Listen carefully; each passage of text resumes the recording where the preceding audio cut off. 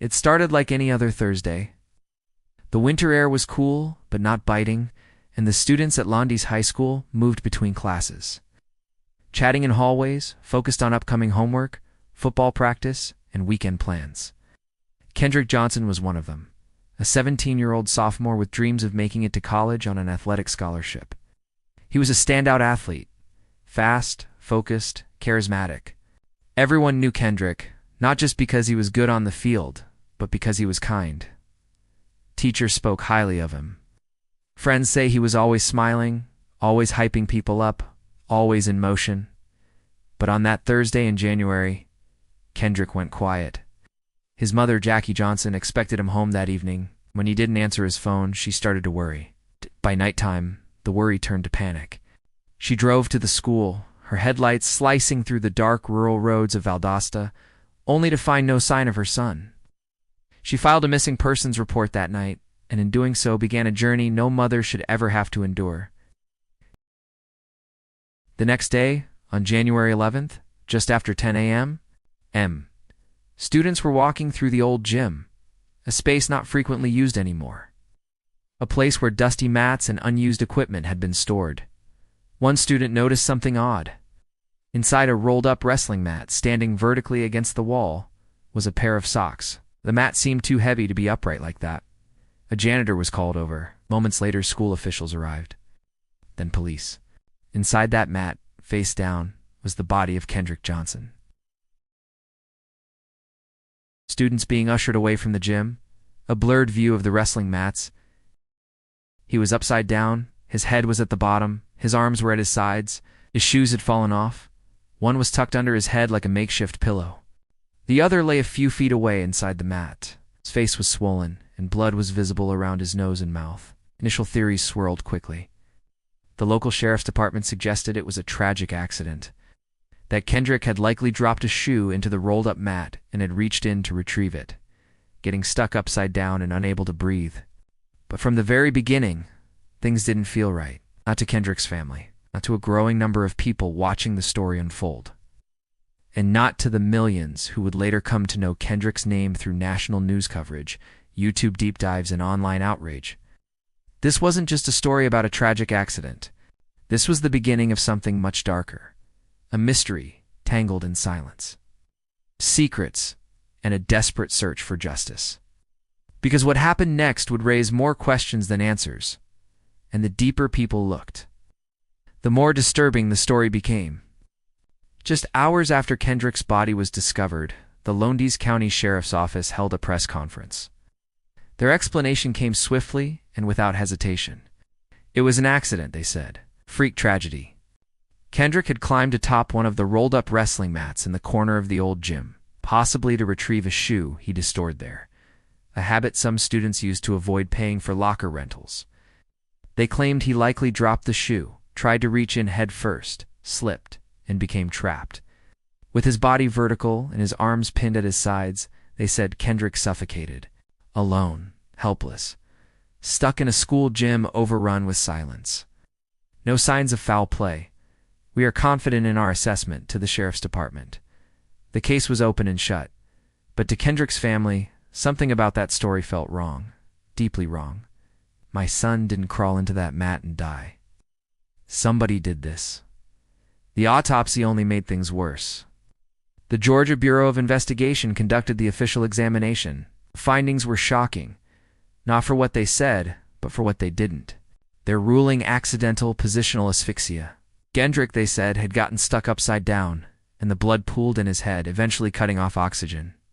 There was no evidence of blunt force trauma, no internal injuries that suggested a fight, no signs, they claimed, of struggle. But then came the photographs. The Johnson family requested access to the images, something no parent should ever have to see. What they found ignited a fire that would never go out. Visuals, blurred out, autopsy photos, documents, redacted files. Kendrick's face was battered and grotesquely swollen. Blood ran from his nose and mouth. His skin had darkened from pooling blood. The family said these were not the marks of suffocation. They were signs of a beating. They believed Kendrick was murdered, and someone was covering it up. And then came another disturbing detail. When Kendrick's body was exhumed for a second autopsy, the family made a horrifying discovery. His internal organs were missing. In their place was newspaper. The funeral home later said the organs were destroyed through natural process, and that they used newspaper as a standard practice to fill the cavity. But the Johnsons weren't convinced, and neither was much of the public. They demanded answers. Where were the organs? Who took them? Why wasn't this in any police report? The second autopsy, performed by an independent pathologist, told a different story entirely. Kendrick had suffered unexplained, non-accidental blunt force trauma to the neck. Now there were two conflicting autopsies, two wildly different conclusions. One said it was a tragic accident, the other suggested murder. The question now wasn't just what happened to Kendrick Johnson. It was who was responsible, and why was the truth being buried? To truly understand the Kendrick Johnson case, you have to go back, not just to that fateful day in January 2013, but to the social ecosystem of Lowndes High School, a place where students formed alliances, friendships, and, in some cases, enemies. Rumors spread fast in small towns, and even faster in high schools. Soon after Kendrick's body was found, a storm of whispers began. Students talked about rivalries, fights, tensions on the football team, and one name kept coming up: Brian Bell. Brian was also a student at Lowndes, an athlete, a football player. Some said he and Kendrick had fought in the past. Others claimed it was over a girl. But there was no public proof, no confirmed incident reports, no video of a confrontation, just stories and suspicion. Then came another name: Brandon Bell, Brian's older brother. The rumor mill claimed he was somehow involved. Why? Because the Bell brothers' father, Rick Bell, was an FBI agent. The Johnson family and many of their supporters began to believe that not only was Kendrick murdered, but that the crime had been covered up to protect the powerful. January 10, 2013. Kendrick disappears. January 11th. Body found inside the gym mat. January 14th. Initial autopsy concludes accidental death. But what happened between those hours of disappearance and discovery? That's where the timeline gets murky, and the investigation even murkier. Surveillance footage was supposed to help piece it together. The school had dozens of cameras, hallways, gym entrances, exterior doors. But when Kendrick's family requested the footage, they noticed gaps, missing timestamps, choppy sequences, footage that skipped, frames that had allegedly been deleted or corrupted. The family filed lawsuits demanding the full video. When experts examined what was provided, some claimed it had been tampered with, that up to an hour of footage from the old gym was unaccounted for, and in a case where minutes mattered, that missing hour became the heartbeat of the conspiracy theories. Kendrick's father, Kenneth Johnson: "How can you lose an hour of security footage in a school where a student died? That's not an accident. That's intentional." The school district denied altering any footage. They claimed the cameras weren't synchronized, that there were technical glitches. But the damage was done. People didn't trust the system. Not the school, not the police, not the justice process. Protest, justice for Kendrick. Community members rallied. Activists marched. Celebrities tweeted. The Johnsons went on national news, begging for attention, for the truth. And slowly, the narrative began to shift. This wasn't just about a teenager found in a gym mat. It was about who might have wanted him gone, and what someone was willing to do to keep the truth buried. The mystery of Kendrick Johnson's death was no longer just a Georgia story. It had become a national conversation. Celebrities began tweeting. Activists called for investigations. Media outlets like CNN and MSNBC ran special segments. Kendrick's name was now part of a growing list. Young black lives lost under suspicious circumstances. But while attention increased, so did resistance. Local authorities doubled down on their findings. The Lowndes County Sheriff's Office refused to reopen the case. So the Johnson family did what many never have the strength or resources to do. They fought back. They hired attorneys. They filed lawsuits. They demanded federal intervention. In October 2013, the Johnsons filed a wrongful death lawsuit, not against one person, but against multiple parties, classmates, school officials, the Valdosta Lowndes County school system, and more. The most explosive claim, that Kendrick had been murdered by classmates and a cover-up had followed, aided by law enforcement and possibly by the influence of the Bell family. It was a bold accusation, and it got the attention of the Department of Justice. By 2014, the U.S. Attorney for the Middle District of Georgia, Michael Moore, officially launched a federal investigation. He stated the DOJ would look into whether Kendrick Johnson's civil rights had been violated. Agents began reviewing evidence, interviewing witnesses, examining the timeline. But progress was painfully slow, and in the background, more drama unfolded. The Johnsons' lawsuit faced roadblocks. Some claims were dismissed, others were voluntarily withdrawn. At one point, the family was ordered to pay legal fees to those they had accused. The backlash was brutal. Commentators questioned their motives, called it a witch hunt, accused them of chasing conspiracy theories. But Kendrick's parents never stopped, because to them, it wasn't about public opinion or legal threats, it was about their son, Jackie Johnson. They keep saying we're crazy, that we're grieving too hard. But if your child was found rolled up in a mat, would you believe it was an accident? DOJ investigation duration. 2014 to 2016, the federal investigation drags on. But in June 2016, after nearly 3 years, the Justice Department announced they would not be filing any charges. Their conclusion: there wasn't enough evidence to prove Kendrick's death was a criminal act. DOJ statement versus protest. To some, this was closure. To others, a slap in the face. The Johnson family was devastated, furious. They vowed to keep going. They weren't done yet, and neither was the public, because while the DOJ may have stepped away, the Internet had just begun its own investigation. Visual, YouTube thumbnails, Reddit threads, true crime podcasts, online sleuths, documentarians, TikTok creators. They dove into every document, dissected every inconsistency, and kept the pressure alive. Kendrick's name didn't fade. It grew louder, and the fight for justice was far from over. 5 years had passed since Kendrick Johnson was found inside that gym mat. 5 years of questions. 5 years of protests, petitions, and press conferences.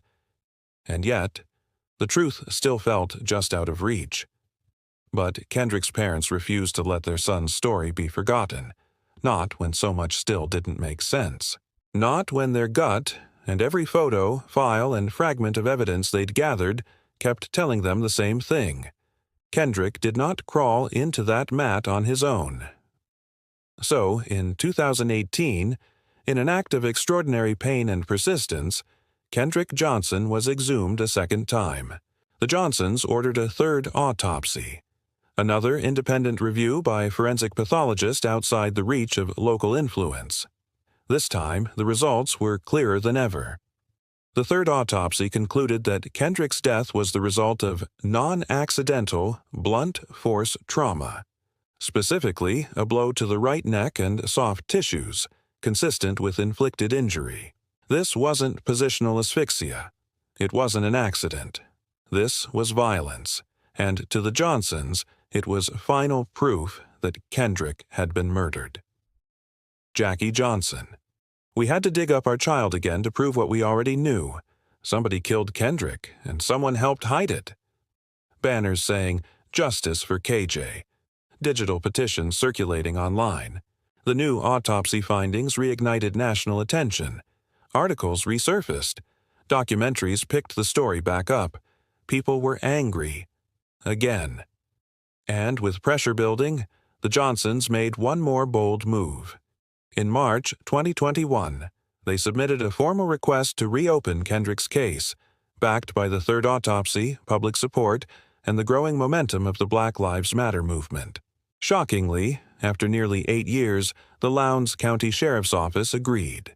The case was officially reopened, Sheriff Ashley Polk speaking at a podium. He announced they would re-examine the evidence, over 17 boxes worth, including video files, witness statements, and every report filed since 2013. But there was a catch. Sheriff Polk also said this: "If there is new evidence, we will act on it. But so far, we see no signs of a cover-up." Sheriff Polk and Kendrick's parents at a press event. To some, this was hope, a second chance at justice. To others, it felt like déjà vu, another cycle, another promise, and maybe another letdown. But for the Johnsons, any step forward, no matter how small, was still movement. Because they weren't just fighting for Kendrick anymore, they were fighting for truth.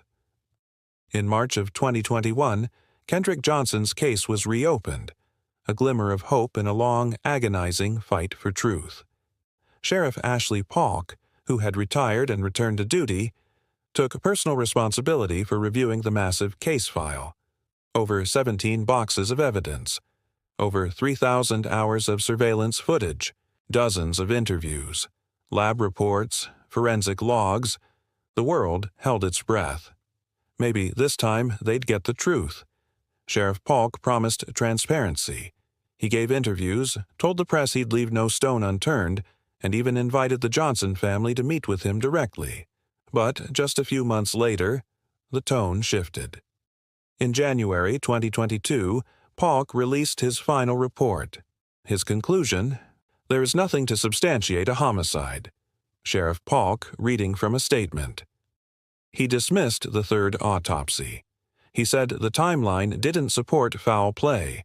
He claimed there were no credible leads and that the original explanation, accidental positional asphyxia, still stood. To Kendrick's family, it felt like betrayal. To many in the public, it felt like déjà vu. Another chance, another investigation, another official denial. And then came something even stranger.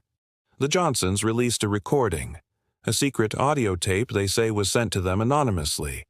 In it, a young man confesses to killing Kendrick after an argument in the gym, naming himself and another student, both of whom had once been questioned in the original investigation. "Yeah, man, we messed up. It wasn't supposed to go like that. I hit him, and he didn't get back up." They sent the tape to the FBI. They begged authorities to investigate further, but Sheriff Polk dismissed the recording, calling it a hoax, part of a targeted campaign of misinformation. No charges were filed, no arrests, no subpoenas, no grand jury, another dead end. But something had changed. This time, the Johnson family wasn't standing alone. They had the eyes of millions: advocates, celebrities, podcasters, and social justice movements watching. The Kendrick Johnson case wasn't just a mystery anymore. It had become a symbol, a story that asked hard questions. What does justice look like when the system keeps saying no? How many times must a family fight just to be heard? And when the evidence is buried, who gets to decide what the truth really is? A decade has passed since Kendrick Johnson walked into Lowndes High School and never came home. 10 years of interviews, of accusations, of autopsies, of silence. And, through it all, Jackie and Kenneth Johnson have stood like stone, voices trembling but never breaking. Jackie Johnson: "We're still fighting, still waking up every day without our son, still praying someone will finally listen." They've held over 500 protests, filed multiple lawsuits, exhumed Kendrick's body twice, and yet they're still here, still waiting, not just for closure, but for justice.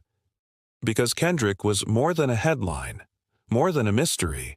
He was a son, a brother, a best friend, a young man who dreamed of going pro, buying his mom a house, and becoming someone his little cousins could look up to. And while the case is still considered closed by the local sheriff, it remains wide open in the court of public opinion. To this day, people still ask, why weren't all the gym surveillance videos released in full? Why were Kendrick's organs missing? Why do the official reports contradict the photos? And why? After 3 autopsies, does no one agree? Kendrick's story lives on, not because the system told us it mattered, but because people refused to forget him. Crowd chanting. Say his name, Kendrick Johnson. Say his name, Kendrick Johnson. Kendrick Johnson was 17 years old. He died on January 10, 2013. His case remains officially ruled as accidental. His family continues to fight for answers. They always will. This is not just a story about a tragedy. It's about the cost of being unheard, about a family that refused to accept silence, and about a truth that, even now, refuses to stay buried. Justice for Kendrick Johnson.